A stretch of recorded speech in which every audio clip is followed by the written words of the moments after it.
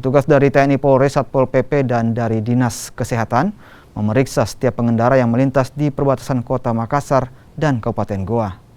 Dari penerimaan ini, petugas masih menemukan sejumlah pengendara yang tidak menggunakan masker. Pengendara yang tidak menggunakan masker diarahkan ke pos PPKM untuk menjalani tes antigen. Jika dinyatakan reaktif, pengendara tidak dapat melanjutkan perjalanan.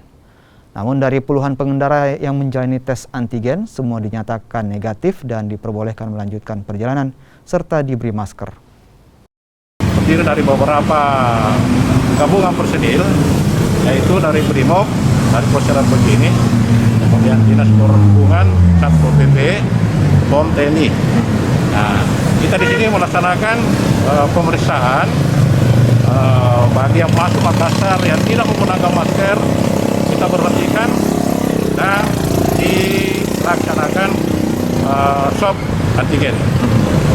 Jadi yang positif kita kembalikan ke wilayah Goa, kemudian yang negatif silakan masuk Makassar. Jadi yang kami lakukan di sini di pos PPKM Harupala. Hari ini ada banyak berapa?